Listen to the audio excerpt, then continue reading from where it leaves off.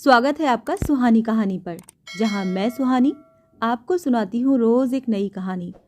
आज हम सुनेंगे मुंशी प्रेमचंद की लिखी कहानी सुहाग की साड़ी। ये कहना भूल है कि दाम्पत्य सुख के लिए स्त्री पुरुष के स्वभाव में मेल होना आवश्यक है। श्रीमती गौरा और श्रीमान कुंवर रतन सिंह में कोई बात न मिलती थी। गौरा उदार थी, रतन सिंह कौड़ी कौड़ी को दांतों से पकड़ते थे। वो हंसमुख थी, रतन सिंह चिंताशील थे। वो कुल मर्यादा पर जान देती थी, रतन सिंह इसे आडंबर समझते थे। उनके सामाजिक व्यवहार और विचार में भी घोर अंतर था। यहाँ उदारता की बाजी रतन सिंह के हाथ में थी। गौरा को सहभोज से आपत्ति थी, विधवा विवाह से घृणा और अछूतों के प्रश्न से विरोध। रतन सिंह इन सभी व्यवस्थाओं के अनुमोदक थे। राजनीतिक विषयों में ये विभिन्नता और भी जटिल थी। गौरा वर्तमान स्थिति को अटल, अमर, अपरिहार्य समझती थी। इसीलिए वो नरम गरम कांग्रेस, स्वराज्य, होम रूल सभी से विरक्त थी। कहती, ये मुट्ठी भर पढ़े लिखे आदमी क्या बना लेंगे? चने कहीं भाड़ फोड़ सकते हैं। रतन सिंह पक्के आशावादी थे। राजनीतिक सभा की पहली पंक्तियों में बैठने वाले, कर्म क्षेत्र में सबसे पहले कदम उठाने वाले, स्वदेश व्रतधारी और बहिष्कार के पूरे अनुयायी। इतनी विषमताओं पर भी उनका दाम्पत्य जीवन सुखमय था। कभी कभी उनमें मतभेद अवश्य हो जाता था, पर वो समीर के झोंके थे जो स्थिर जल को हल्की हल्की लहरों से आभूषित कर देते हैं। वो प्रचंड झोंके नहीं जिनसे सागर विप्लव क्षेत्र बन जाता है। थोड़ी सी सदिच्छा सारी विषमताओं और मतभेदों का प्रतिकार कर देती थी। विदेशी कपड़ों की होलियां जलाई जा रही थीं। स्वयं सेवकों के जत्थे भिखारियों की भांति द्वारों पर खड़े हो होकर विलायती कपड़ों की भिक्षा मांगते थे, और ऐसा कदाचित ही कोई द्वार था जहां उन्हें निराश होना पड़ता हो। खद्दर और गाढ़े के दिन फिर गए थे। नयन सुख, नयन दुख, मलमल और तंजेब तन भेद हो गए थे। रतन सिंह ने आकर गौरा से कहा, लाओ, सब विदेशी कपड़े संदूक से निकाल दो, दे दूं। अरे, तो इसी घड़ी कोई साइत निकली जाती है, फिर कभी दे देना। रतन सिंह, वाह, लोग द्वार पर खड़े कोलाहल मचा रहे हैं और तुम कहती हो फिर कभी दे देना। गौरा, तो लो, ये कुंजी लो, निकाल कर दे दो। मगर ये सब लड़कों का खेल है। घर फूंकने से स्वराज्य न कभी मिला है और न कभी मिलेगा। रतन सिंह, मैंने कल ही तो इस विषय पर तुमसे घंटों सिरपच्ची की थी और उस समय तुम मुझसे सहमत हो गई थी। आज तुम फिर वही शंकाएं करने लगी। मैं तुम्हारे अप्रसन्न हो जाने के डर से चुप हो गई थी। अच्छा, शंकाएं फिर कर लेना। इस समय जो करना है वो करो। लेकिन मेरे कपड़े तो न लोगे? सब देने पड़ेंगे। विलायत का एक सूत भी घर में रखना मेरे प्रण को भंग कर देगा। इतने में राम टहल साइस ने बाहर से पुकारा, सरकार, लोग जल्दी मचा रहे हैं। कहते हैं अभी कई मोहल्लों का चक्कर लगाना है। कोई गाढ़े का टुकड़ा हो तो मुझे भी मिल जाए। मैंने भी अपने कपड़े दे दिए।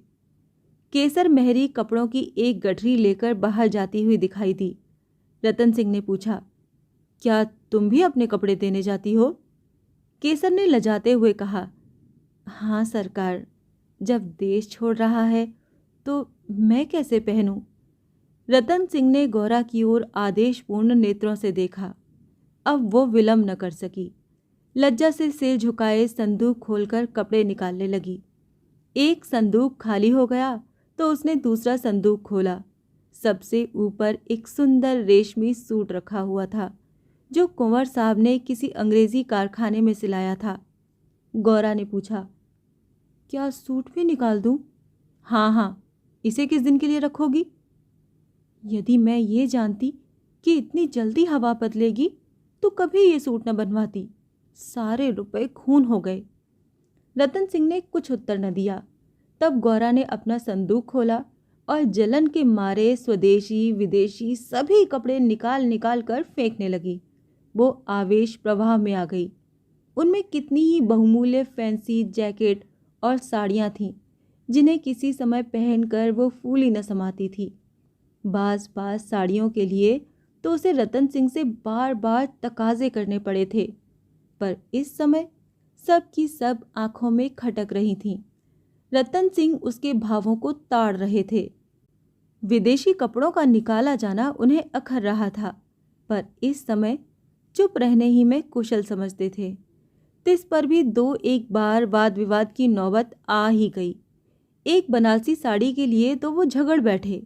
उसे गौरा के हाथों से छीन लेना चाहा, पर गौरा ने एक न मानी, निकाल ही फेंकी।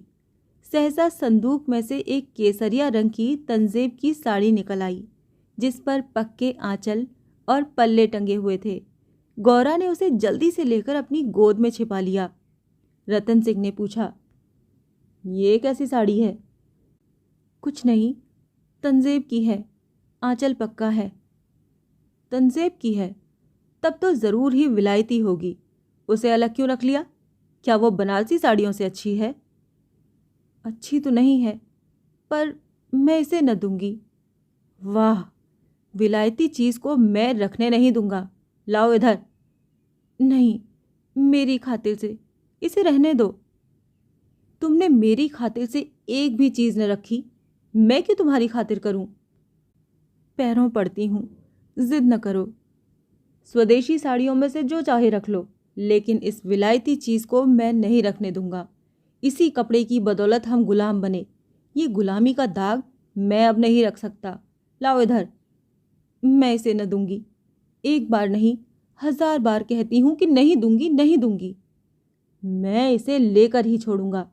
इस गुलामी के पटके को, इस दासत्व के बंधन को किसी तरह न रखूंगा। नाहक जिद करते हो। आखिर तुमको इससे क्यों इतना प्रेम है? तुम तो बाल की खाल निकालने लगते हो। इतने कपड़े थोड़े हैं, एक साड़ी रख ही ली तो क्या? तुमने अभी तक इन होलियों का आशय नहीं समझा। खूब समझती हूँ, सब ढोंग है। 4 दिन में जोश ठंडा पड़ जाएगा। तुम केवल इतना बतला दो कि ये साड़ी तुम्हें क्यों इतनी प्यारी है, तो शायद मैं मान जाऊं। ये मेरी सुहाग की साड़ी है। रतन सिंह जरा देर सोच कर बोले, तब तो मैं इसे कभी न रखूंगा। मैं विदेशी वस्त्र को ये शुभ स्थान नहीं दे सकता। इस पवित्र संस्कार का ये अपवित्र स्मृति चिन्ह घर में नहीं रख सकता। मैं इसे सबसे पहले होली की भेंट करूंगा। लोग कितने हदबुद्धि हो गए थे कि ऐसे शुभ कार्यों में भी विदेशी वस्तुओं का व्यवहार करने में संकोच न करते थे। मैं इसे अवश्य होली में दूंगा। कैसा अशगुन मुंह से निकालते हो? ऐसी सुहाग की साड़ी का घर में रखना ही अशगुन, अमंगल, अनिष्ट और अनर्थ है। यूं चाहे जबरदस्ती छीन ले जाओ, पर खुशी से नहीं दूंगी। तो फिर मैं जबरदस्ती ही करूंगा, मजबूरी है। ये कहकर वो लपके कि गौरा के हाथों से साड़ी छीन लूं। गौरा ने उसे मजबूती से पकड़ लिया और रतन की ओर कातर नेत्रों से देखकर कहा, तुम्हें मेरे सर की कसम। केसर मेहरी बोली, बहू जी की इच्छा है तो रहने दीजिए। रतन सिंह के बढ़े हुए हाथ रुक गए, मुख मलिन हो गया। उदास होकर बोले, मुझे अपना व्रत तोड़ना पड़ेगा। प्रतिज्ञा पत्र पर झूठे हस्ताक्षर करने पड़ेंगे। खैर, यही सही। शाम हो गई थी। द्वार पर स्वयं सेवक गण शोर मचा रहे थे। कुंवर साहब जल्दी आइए, श्रीमती जी से भी कह दीजिए, हमारी प्रार्थना स्वीकार करें, बहुत देर हो रही है। उधर रतन सिंह असमंजस में पड़े हुए थे कि प्रतिज्ञा पत्र पर कैसे हस्ताक्षर करूं। विदेशी वस्त्र घर में रखकर स्वदेशी व्रत का पालन क्यों कर होगा। आगे कदम बढ़ा चुका हूं, पीछे नहीं हट सकता। लेकिन प्रतिज्ञा का अक्षरश पालन करना अभीष्ट भी तो नहीं, केवल उसके आशय पर लक्ष्य रहना चाहिए। इस विचार से मुझे प्रतिज्ञा पत्र पर हस्ताक्षर करने का पूरा अधिकार है। तिरियाहट के सामने किसी की नहीं चलती। यूं चाहूं तो एक ताने में काम निकल सकता है, पर उसे बहुत दुख होगा। बड़ी भावुक है, उसके भावों का आदर करना मेरा कर्तव्य है। गौरा भी चिंता में डूबी हुई थी। सुहाग की साड़ी सुहाग का चिन्ह है, उसे आग, कितने अशगुन की बात है। ये कभी कभी बालकों की भांति जिद करने लगते हैं, अपनी धुन में किसी की सुनते ही नहीं, बिगड़ते हैं तो मानो मुंह ही नहीं सीधा होता। लेकिन वो बेचारे भी तो अपने सिद्धांतों से मजबूर हैं। झूठ से उन्हें घृणा है, प्रतिज्ञा पत्र पर झूठी स्वीकृति लिखनी पड़ेगी। उनकी आत्मा को बड़ा दुख होगा, घोर धर्म संकट में पड़े होंगे। ये भी तो नहीं हो सकता कि सारे शहर में स्वदेशानुरागियों के सिरमौर बनकर उस प्रतिज्ञा पत्र पर हस्ताक्षर करने से आनाकानी करें। कहीं मुंह दिखाने को जगह न रहेगी, लोग समझेंगे बना हुआ है, पर शगुन की चीज कैसे दूं? इतने में उसने राम टहल साइस को सिर पर कपड़ों का गट्ठर लिए बाहर जाते देखा। केसर मेहरी भी एक गट्ठर सिर पर रखे हुए थी। पीछे पीछे रतन सिंह हाथ में प्रतिज्ञा पत्र लिए जा रहे थे। उनके चेहरे पर ग्लानि की झलक थी, जैसे कोई सच्चा आदमी झूठी गवाही देने जा रहा हो। गौरा को देखकर उन्होंने आंखें फेर लीं और चाहा कि उसकी निगाह बचाकर निकल जाऊं। गौरा को ऐसा जान पड़ा कि उनकी आंखें डबडबाई हुई हैं। वो राह रोक कर बोली, ज़रा सुनते जाओ। रतन सिंह, जाने दो, दिख न करो, लोग बाहर खड़े हैं। उन्होंने चाहा कि पत्र को छिपा लूं, पर गौरा ने उसे उनके हाथों से छीन लिया। उसे गौर से पढ़ा और एक क्षण चिंता मग्न रहने के बाद बोली, वो साड़ी भी लेते जाओ। रहने दो, अब तो मैंने झूठ लिख ही दिया। मैं क्या जानती थी कि तुम ऐसी कड़ी प्रतिज्ञा कर रहे हो। ये तो मैं तुमसे पहले कह चुका था।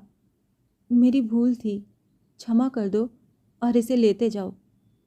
जब तुम इसे देना अशगुन समझती हो तो रहने दो। तुम्हारी खातिर थोड़ा सा झूठ बोलने में मुझे कोई आपत्ति नहीं है। नहीं, लेते जाओ। अमंगल के भय से तुम्हारी आत्मा का हनन नहीं करना चाहती। ये कहकर उसने अपनी सुहाग की साड़ी उठाकर पति के हाथों में रख दी। रतन ने देखा, गौरा के चेहरे पर एक रंग आता है, एक रंग जाता है, जैसे कोई रोगी अंतरस्थ विषम वेदना को दबाने की चेष्टा कर रहा हो। उन्हें अपनी अहृदयता पर लज्जा आई।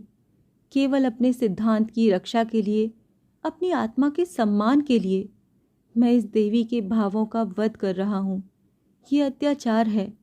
साड़ी गौरा को देकर बोले, तुम इसे रख लो, मैं प्रतिज्ञा पत्र को फाड़े डालता हूँ। गौरा ने दृढ़ता से कहा, तुम न ले जाओगे तो मैं खुद जाकर दे आऊंगी। रतन सिंह विवश हो गए, साड़ी ली और बाहर चले गए। उसी दिन से गौरा के हृदय पर एक बोझ सा रहने लगा। वो दिल बहलाने के लिए नाना उपाय करती, जलसों में भाग लेती, सैर करने जाती, मनोरंजक पुस्तकें पढ़ती, यहाँ तक कि कई बार नियम के विरुद्ध थिएटरों में भी गई। किसी प्रकार अमंगल कल्पना को शांत करना चाहती थी, पर यह आशंका एक मेघ मंडल की भांति उसके हृदय पर छाई रहती थी। जब 1 महीना पूरा गुजर गया और उसकी मानसिक वेदना दिनों दिन बढ़ती ही गई, तो कुंवर साहब ने उसे कुछ दिनों के लिए अपने इलाके पर ले जाने का निश्चय किया। उसका मन उन्हें उनके आदर्श प्रेम का नित्य तिरस्कार किया करता था। वो अक्सर देहातों में प्रचार का काम करने जाया करते थे, पर अब अपने गांव के बाहर न जाते, या जाते तो संध्या तक जरूर लौट आते। उनकी एक दिन की देर, उनका साधारण सिर दर्द और जुकाम उसे अव्यवस्थित कर देते थे। वो बहुधा बुरे स्वप्न देखा करती। किसी अनिष्ट की काल्पनिक अस्तित्व की छाया उसे अपने चारों ओर मंडराती हुई प्रतीत होती थी। वो तो देहात में पड़ी हुई आशंकाओं की कठपुतली बनी हुई थी। इधर उसकी सुहाग की साड़ी स्वदेश प्रेम की वेदी पर भस्म होकर रिद्धि प्रदायिनी भभूत बनी हुई थी। दूसरे महीने के अंत में रतन सिंह उसे लेकर लौट आए। गौरा को वापस आए 3-4 दिन हो चुके थे, पर असबाब के संभालने और नियत स्थान पर रखने में वो इतनी व्यस्त रही कि घर से बाहर न निकल सकी थी। कारण ये था कि केसर मेहरी उसके जाने के दूसरे ही दिन छोड़कर चली गई थी और अभी उतनी चतुर दूसरी मेहरी मिली न थी। कुंवर साहब का साइस राम टहल भी छोड़ गया था। बेचारे कोचवान को साइस का भी काम करना पड़ता था। संध्या का समय था। गौरा बरामदे में बैठी आकाश की ओर एकटक होकर ताक रही थी। चिंताग्रस्त प्राणियों का एकमात्र यही अवलंब है। सहसा रतन सिंह ने आकर कहा, चलो आज तुम्हें स्वदेशी बाजार की सैर करा लाऊं। ये मेरा ही प्रस्ताव था, पर 4 दिन यहाँ आए हो गए, उधर जाने का अवकाश ही न मिला।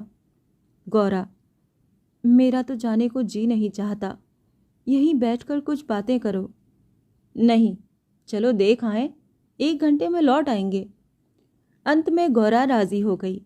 इधर महीनों से बाहर न निकली थी। आज उसे चारों तरफ एक विचित्र शोभा दिखाई दी। बाजार कभी इतनी रौनक पर न था। वो स्वदेशी बाजार में पहुंची तो जुलाहों और कोरियों को अपनी अपनी दुकानें सजाए बैठे देखा। सहसा एक वृद्ध कोरी ने आकर रतन सिंह को सलाम किया। रतन सिंह चौंक कर बोले, राम टहल, तुम अब कहाँ हो? राम टहल का चेहरा श्री संपन्न था। उसके अंग अंग से आत्मसम्मान की आभा झलक रही थी। आंखों में गौरव ज्योति थी। रतन सिंह को कभी अनुमान न हुआ था कि अस्तबल साफ करने वाला बुढ़ा राम टहल इतना सौम्य, इतना भद्र पुरुष है। वो बोला, सरकार, अब तो अपना कारोबार करता हूँ। जब से आपकी गुलामी छोड़ी तब से अपने काम में लग गया। आप लोगों की निगाह हम गरीबों पर हो गई, हमारा भी गुजर हो रहा है। नहीं तो आप जानते ही थे कि किस हालत में पड़ा हुआ था। जात का कोरी हूँ, पर पापी पेट के लिए चमार बन गया था। रतन सिंह, तो भाई अब मुंह मीठा कराओ। ये बाजार लगाने की मेरी ही सलाह थी, बिक्री तो अच्छी होती है। राम टहल, हाँ सरकार, आजकल खूब बिक्री हो रही है, माल हाथों हाथ उड़ जाता है। यहाँ बैठते हुए 1 महीना हो गया है, पर आपकी कृपा से लोगों के 4 पैसे थे वो बेबाक हो गए। भगवान की दया से रूखा सूखा भोजन भी दोनों समय मिल जाता है, और क्या चाहिए। मालकिन की सुहाग की साड़ी का होली में आना कहिए और बाजार का चमकना कहिए। लोगों ने कहा, जब इतने बड़े आदमी होकर ऐसे शगुन की चीज़ की परवाह नहीं करते तो फिर हम विदेशी कपड़े क्यों रखें। जिस दिन होली जली है उसके 2-3 दिन पहले ही सरकार इलाके पर चले गए थे। उसके पहले भी सरकार कई दिनों तक घर से बहुत कम निकलते थे। मैं तो यही कहूँगा कि ये सारी माया उसी सुहाग की साड़ी की है। इतने में एक अधेड़ स्त्री गौरा के सामने आकर बोली, बहू जी, मुझे भूल तो नहीं गई। गौरा ने सिर उठाया तो सामने केसर मेहरी खड़ी थी। वो सुंदर साड़ी पहने हुए थी, हाथ पांव में मामूली गहने भी थे, चेहरा खिला हुआ था। स्वाधीन जीवन का गौरव एक एक भाव से प्रस्फुटित हो रहा था। गौरा ने कहा, इतनी जल्दी भूल जाऊंगी? अब कहाँ हो? हमें लौटने भी न दिया, बीच में ही उड़ भागी। केसर, क्या करूं सरकार, अपना काम चलते देखकर सब्र न हो सका। जब तक रोजगार न चलता था तब तक लाचारी थी। पेट के लिए सेवा टहल, कर्म को कर्म सभी करना पड़ता था। अब आप लोगों की दया से हमारे भी दिन लौटे हैं। अब दूसरा काम नहीं किया जाता। अगर बाजार का यही रंग रहा तो अपनी कमाई खाए न चुकेगी। ये सब आपकी साड़ी की महिमा है। उसकी बदौलत हम गरीबों के कितने ही घर बस गए। 1 महीना पहले इन दुकानदारों में से किसी को रोटियों का ठिकाना न था। कोई साइसी करता था, कोई तासे बजाता था, यहाँ तक कि कई आदमी मेहतर का काम करते थे, कितने ही भीख मांगते थे। अब सब अपने धंधे में लग गए हैं। सच पूछो तो तुम्हारी सुहाग की साड़ी ने हमें सुहागिन बना दिया, नहीं तो हम सुहागिन होते हुए भी विधवाएं थीं।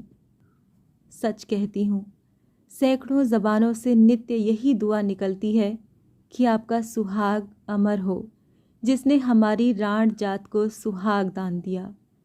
रतन सिंह एक दुकान पर बैठकर कुछ कपड़े देखने लगे। गौरा का भावुक हृदय आनंद से पुलकित हो रहा था। उसकी सारी अमंगल कल्पनाएं स्वप्नवत विछिन्न होती जाती थीं। आंखें सजल हो गई थीं और सुहाग की देवी अश्रु संचित नेत्रों के सामने खड़ी आंचल फैलाकर उसे आशीर्वाद दे रही थी। उसने रतन सिंह को भक्तिपूर्ण आंखों से देखकर कहा, मेरे लिए भी एक साड़ी ले लो। जब गौरा यहाँ से चली तो सड़क की बिजलियां जल चुकी थीं। सड़कों पर खूब प्रकाश था। उसका हृदय भी आनंद के प्रकाश से जगमगा रहा था। रतन सिंह ने पूछा, सीधे घर चलूं? नहीं, छावनी की तरफ होते चलो। बाजार खूब सजा हुआ था। ये ज़मीन लेकर एक स्थायी बाजार बनवा दो। स्वदेशी कपड़ों की दुकानें हों और किसी से किराया न लिया जाए। रतन सिंह, बहुत खर्च पड़ेगा। मकान बेच दो, रुपए ही रुपए हो जाएंगे। और रहे कहाँ? पेड़ तले? नहीं, गांव वाले मकान में। सोचूंगा। ज़रा देर में गौरा फिर बोली, इलाके भर में खूब कपास की खेती कराओ। जो कपास बोए उसकी बेगार माफ़ कर दो। हाँ, तदबीर अच्छी है, दूनी उपज हो जाएगी। गौरा कुछ देर सोचने के बाद, लकड़ी बिना दाम के दो तो कैसा हो? जो चाहे चरखे बनवाने के लिए काट ले जाए। लूट मच जाएगी। ऐसी बेईमानी कोई न करेगा। जब उसने गाड़ी से उतरकर घर में कदम रखा तो चित्त शुभ कल्पनाओं से प्रफुल्लित हो रहा था, मानो कोई बछड़ा खूंटे से छूटकर किलोले कर रहा हो। ये थी मुंशी प्रेमचंद की लिखी कहानी सुहाग की साड़ी।